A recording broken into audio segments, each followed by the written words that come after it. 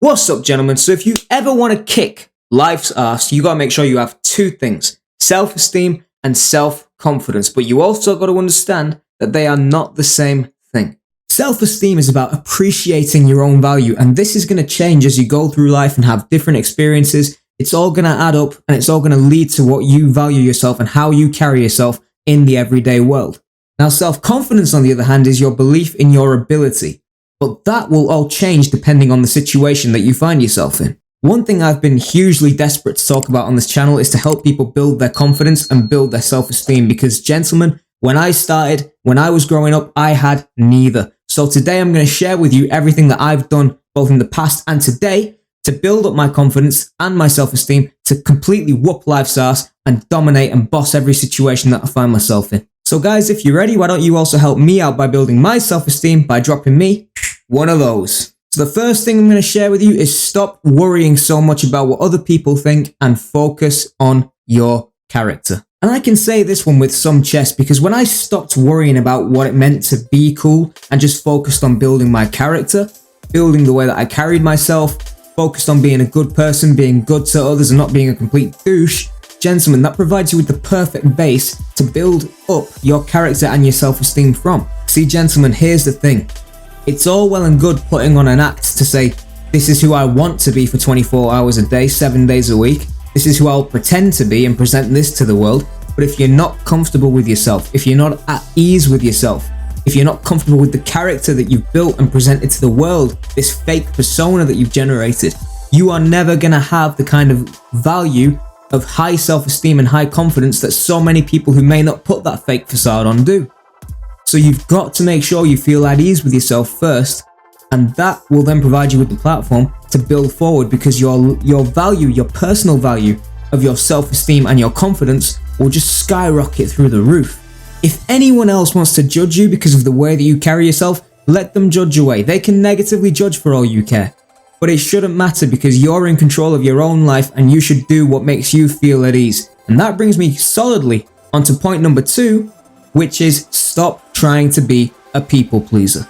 We all love to be the guy that everyone loves. Of course, who doesn't want to be loved? But reality check.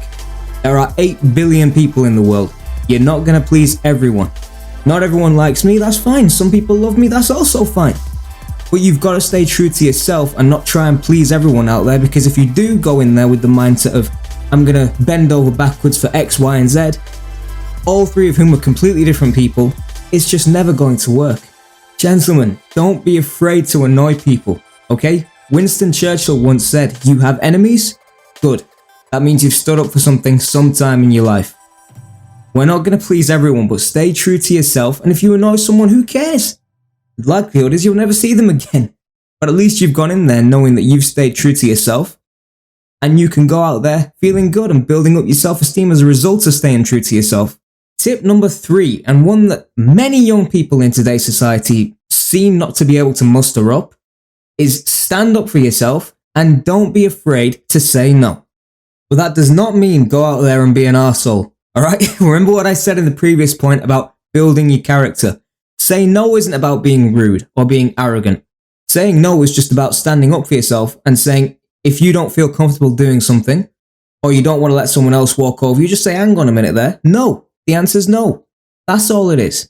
This entire video is predicated around one common theme: taking care of yourself. And saying no and being able to stand up for yourself is taking care of yourself. Gentlemen, you need to realize that people will take advantage of you and they will try and walk over you if you let them.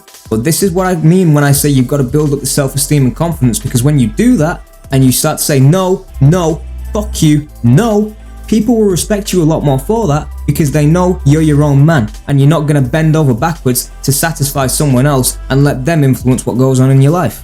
I promise you, absolutely promise you, when you start thinking for yourself and saying no and standing up for yourself, your confidence and your value of yourself will go straight through the roof. I promise you, gents, that's what will happen, and you will feel that much better for it, believe me.